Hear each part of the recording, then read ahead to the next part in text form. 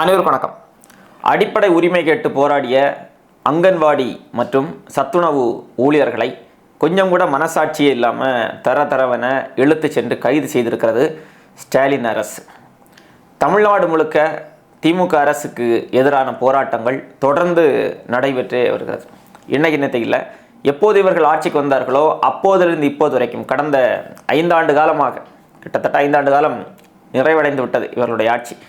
தமிழ்நாட்டில் போராட்டம் நடக்காத நாளே இல்லை என்று சொல்லக்கூடிய அளவிற்கு தினமும் போராட்டங்கள், தொடர்ந்து போராட்டங்கள் திமுகவுடைய ஆட்சியில் நடந்து வருகிறது. இந்த போராட்டங்கள் எல்லாம் எதற்காக நடக்கிறது என்றால், மக்களுடைய அடிப்படை தேவைகளுக்காக, அடிப்படை உரிமைகளுக்காக, வேலை வாய்ப்புக்காக, அவர்களுடைய அத்தியாவசிய தேவைகளை கூட பூர்த்தி செய்து கொடுக்க முடியாத இந்த அரசை எதிர்த்து மக்கள் போராட்டத்தை நடத்தி வருகிறார்கள். குறிப்பாக திமுகவுடைய தேர்தல் அறிக்கை, தேர்தல் வாக்குறுதி, 2021 சட்டமன்ற தேர்தலில் நிறைய வாக்குறுதிகளை அள்ளி வீசினார்கள். நம்ம எல்லாம் எங்கே ஆட்சிக்கு வர போகிறோம் என்கிற நினைப்பில் அள்ளி வீசிட்டு இருந்தாங்க. ஆனால் அவர்களே எதிர்பாராத விதத்தில் ஆட்சிக்கு வந்துட்டாங்க. இப்போது கொடுத்த வாக்குறுதி எதையும் நிறைவேற்ற முடியலை. அப்படித்தான் இன்றைய தினம் தமிழ்நாடு முழுக்க இருக்கக்கூடிய பல்வேறு பகுதிகளிலிருந்து அங்கன்வாடி மற்றும் சத்துணவு ஊழியர்கள் போராட்டத்தை நடத்தியிருக்கிறார்கள். தலைநகர் சென்னையில் மாவட்ட ஆட்சியர் அலுவலகம் எதிரே மிகப்பெரிய ஒரு கூட்டத்தை கூட்டி இன்றைக்கு போராட்டத்தை நடத்தியிருக்கிறார்கள். அது மட்டுமல்லாமல் தமிழ்நாட்டினுடைய மற்ற பல்வேறு பகுதிகளிலும் இன்றைய தினம் போராட்டத்தை நடத்தியிருக்கிறார்கள். எதற்காக இந்த போராட்டம்? அடிப்படையான சில கோரிக்கைகள் அவங்க வைக்கிறாங்க. அவர்களுடைய கோரிக்கைகள் என்னன்னா, அரசு ஊழியர் அந்தஸ்து கொடுக்க வேண்டும் என்கிற முதல் கோரிக்கை, அங்கன்வாடி சத்துணவு ஊழியர்களை அரசு ஊழியர்களாக அறிவிக்க வேண்டும் என்கிற ஒரு கோரிக்கை. அதைத் தொடர்ந்து காலமுறை ஊதியம், அந்த சிறப்பு காலமுறை ஊதியம் ரத்து செய்யப்பட்டு நிரந்தர காலமுறை ஊதியம் வழங்கப்பட வேண்டும் என்கிற கோரிக்கை. பணிக்கொடை 5 லட்சமாக வழங்கப்பட வேண்டும் என்கிற கோரிக்கை. ஓய்வூதியம், ஓய்வு பெற்ற ஊழியர்களுக்கு சிறப்பு ஓய்வூதியம் வழங்கப்பட வேண்டும், அதாவது அந்த ஓய்வூதியத்தை 6750 உயர்த்தி வழங்க வேண்டும் என்கிற கோரிக்கை. காலியாக உள்ள 60,000 சத்துணவு மற்றும் அங்கன்வாடி பணியாளர் இடங்களை நிரப்ப வேண்டும் என்கிற கோரிக்கை.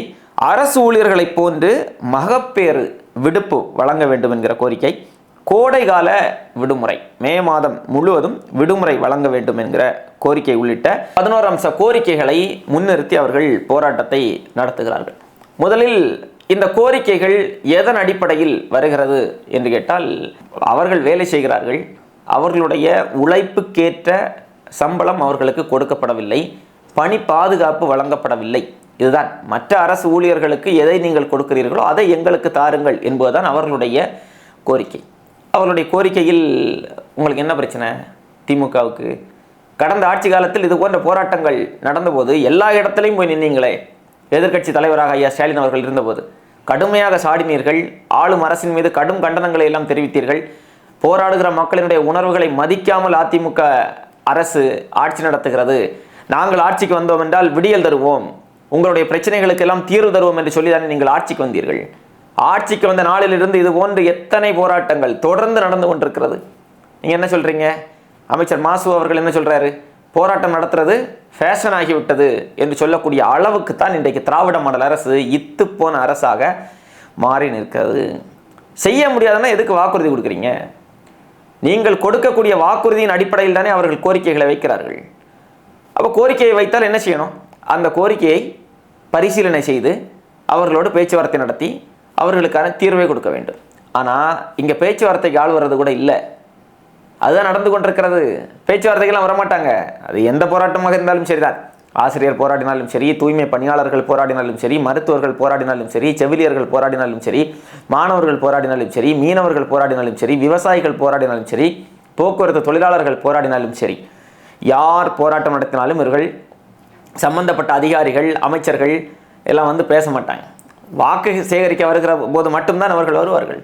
மற்ற நேரத்தில் தொகுதி பக்கம் வரமாட்டார்கள், மக்களை நோக்கியும் வரமாட்டார்கள். வர்றது யாரு? காவல்துறை.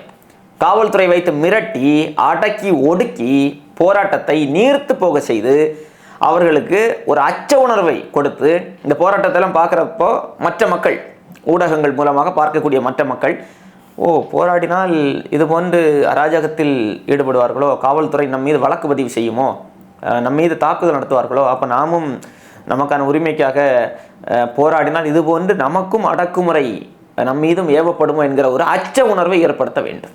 அப்போ தானே மற்றவர்கள் போராட மாட்டார்கள். அப்போ அந்த அச்ச உணர்வை தான் தொடர்ந்து இவர்கள் செய்து வருகிறார்கள். மாற்றுத்திறனாளிகளுக்கு கூட இவர்கள் அதை தான் கடந்த காலங்களிலே செய்தார்கள் என்கிற வரலாறு எல்லோருக்குமே தெரியும். தேர்தலுக்கு இன்னும் 2 மாத காலம் தான் இருக்கிறது. தேர்தல் நெருங்குகிற இந்த காலகட்டத்தில் கூட மக்களுடைய கோரிக்கைகளை நிறைவேற்றுவதில் உங்களுக்கு என்ன பிரச்சனை? என்ன பிரச்சனை? தேவையில்லாமல் நிதியை செலவு செய்கிறீங்க. மகளிருக்கு 1000 ரூபாய் கொடுக்குறோம், யார் கேட்டது? கேட்டார்களா?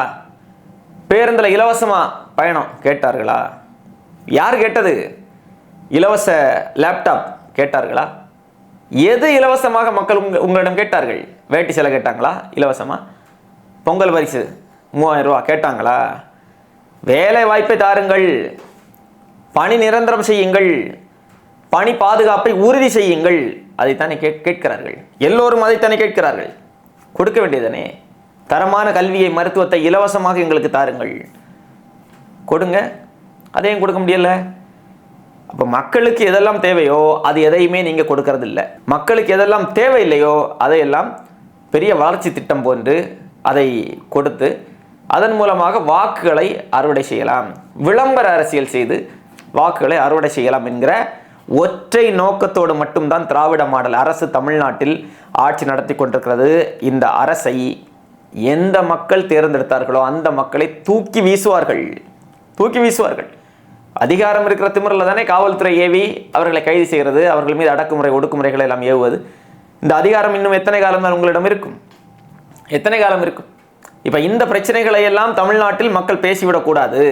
இதெல்லாம் பேசினா நமக்கு வாக்கு செலுத்த மாட்டார்கள் என்கிற காரணத்திற்காகத்தான் திமுகவினுடைய அரசியல் முழுமையாக பாருங்க, பிஜேபியை மட்டும்தான் எதிர்ப்பார்கள், வட இந்திய அரசியலை மட்டும்தான் எதிர்ப்பார்கள்.